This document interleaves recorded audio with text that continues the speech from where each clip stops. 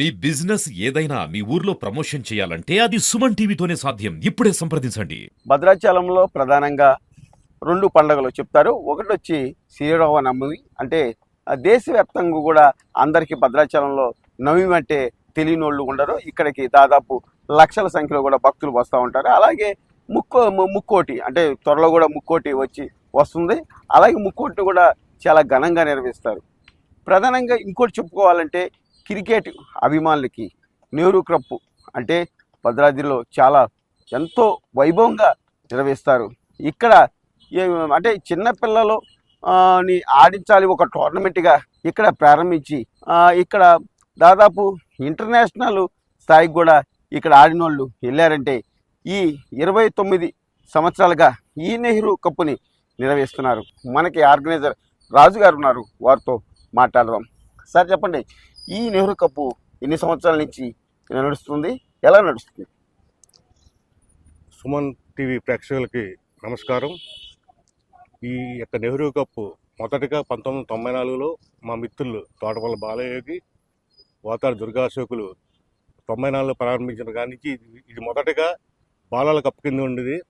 మన తొలి ప్రధాని జవహర్లాల్ నెహ్రూ గారి పేరు మీద నెహ్రూ కప్గా నామకరణం చెందిన ఈ యొక్క టోర్నమెంటు ఈరోజు దేదీప్యమానంగా వెలుగుతూ గ్రామ స్థాయి నుండి జిల్లా స్థాయికి, జిల్లా స్థాయి నుండి రాష్ట్ర స్థాయికి, ఈరోజు జాతీయ స్థాయికి కూడా వెళ్ళి ఇంత భద్రాచలంలో క్రికెట్ అభిమానులకి ఈ నెహ్రూ కప్ ద్వారా ఎంతో ఉత్సాహాన్నిస్తూ, అలాగే ఈ భద్రాచలం ఏజెన్సీ ప్రాంతంలో అనేక మంది క్రికెట్ క్రీడాకారులు ఈ యొక్క భద్రాచలం ఈ జూనియర్ కాలేజ్ గ్రౌండ్స్ని వేదికగా తీసుకుని వారి యొక్క క్రికెట్ ప్రతిభని ఇక్కడ చాటుకొని వారి యొక్క ఎంతో డెవలప్ అయ్యారు. అలాగే ఈరోజు అండర్-19 ఆసియా కప్పులు ఆడుతున్న గొంగడి త్రిష, అలాగే అనేక మంది క్రీడాకారులు భద్రాచలం నుంచి ఈ నెహ్రూ కప్పు ద్వారానే డెవలప్ అయ్యారని మేము అనుకుంటున్నాం. దీనికి ఇంత కాలం ఇంత ఎదగడానికి సహకరించిన మా భద్రాచలం ప్రముఖులు, రాజకీయ ప్రముఖులు, అధికార ప్రముఖులు, వ్యాపార ప్రముఖులు అందరికీ కూడా మా యొక్క ఆర్గనైజింగ్ కమిటీ ద్వారా ప్రత్యేక ధన్యవాదాలు తెలియజేస్తున్నాను.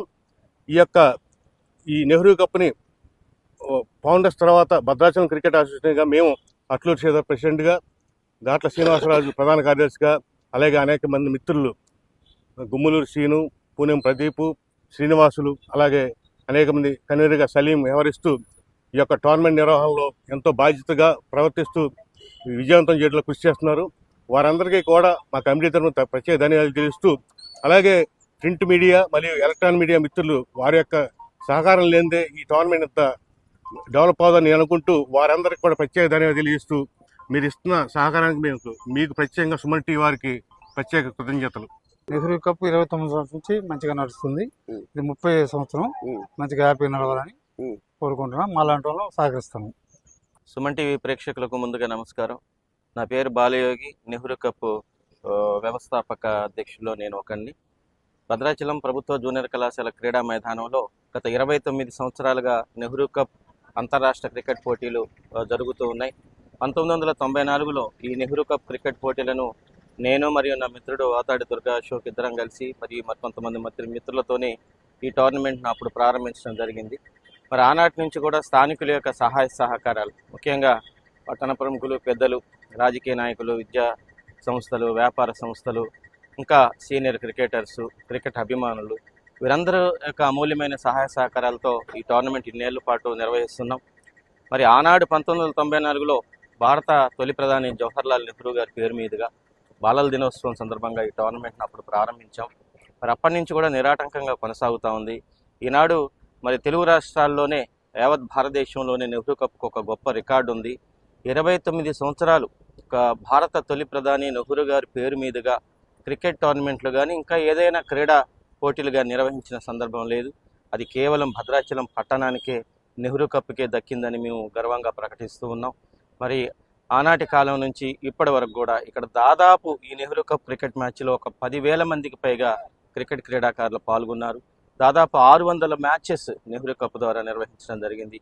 మారుమూల ఏజెన్సీ ప్రాంతం, ముఖ్యంగా భద్రాచలం పుణ్యక్షేత్రం, ఈ ప్రాంతంలో నెహ్రూ గారి పేరు మీదుగా మరి క్రికెట్ టోర్నమెంట్ జరగటం, ఈ ప్రాంతం నుంచే కాకుండా తెలుగు రాష్ట్రాల నుంచే కాకుండా ఛత్తీస్గఢ్, ఒరిస్సా తదితర రాష్ట్రాల నుంచి కూడా క్రీడాకారులు ఇక్కడికి వచ్చి పాల్గొంటూ ఉన్నారు. ఎందరో తెలుగు రాష్ట్రాలకు చెందినటువంటి ఎందరో ఈ క్రికెట్ ద్వారా చాలా స్ఫూర్తి పొందారు. ముఖ్యంగా ఇప్పుడు వరల్డ్ కప్ అండర్-19 భారత మహిళా జట్టుకు ఆడుతున్నటువంటి గొంగడి త్రిష, భద్రాచలం అమ్మాయి.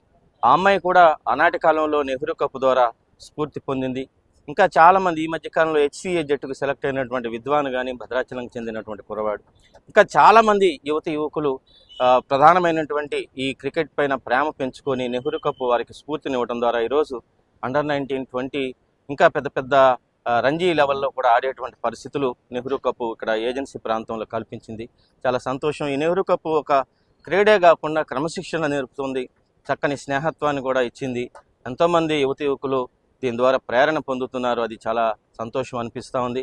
ఈ సంవత్సరం కూడా ఇప్పుడు ఈ డిసెంబర్ 29 నుంచి జనవరి 5 వరకు, అంటే పాత సంవత్సరానికి వీడ్కోలు పలుకుతూ నూతన సంవత్సరానికి స్వాగతం పలుకుతూ ఈ నెహ్రూ కప్ క్రికెట్ టోర్నమెంట్ని ఈ ఏడాది మరి ఈ రోజు నుంచి నిర్వహిస్తూ ఉన్నాం. ఈ తెలుగు రాష్ట్రాల నుంచే కాకుండా పక్కన సమీప ఆంధ్రప్రదేశ్, ఛత్తీస్గఢ్, ఒరిస్సా నుంచి కూడా జట్లు వచ్చాయి. మళ్ళీ ఆదివారం అంటే జనవరి 5వ తారీఖున ముగింపు వేడుక జరుగుతుంది.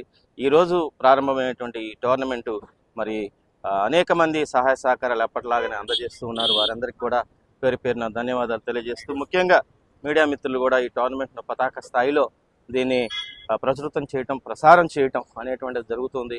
మీడియా వారికి కూడా ప్రత్యేకమైన అభినందనలు తెలియజేస్తూ సంతోషిస్తూ ఉన్నాం. తోటమల్ల బాలయోగి, బోతాడి దుర్గా అశోక్ ఇద్దరు కూడా 29 సంవత్సరాలుగా ఈ నెహ్రూ కప్ని ప్రారంభించి ఇప్పటికీ కూడా నడుపుతున్నారు. ఆర్గనైజర్స్ అందరూ కూడా భద్రాచలంలో ఉన్నటువంటి క్రికెట్ అభిమానులు అందరూ కూడా ఈ టోర్నమెంట్ని ఆదరించి వారికి సహకారం అందించడంతో ముందుకెళ్తున్నారని చెప్పని అందరూ కూడా చెప్పడం జరుగుతుంది. వీడియో జర్నలిస్టు బాలసూర్యతో నాగరాజ్, సుమన్ టీవీ, భద్రాచలం.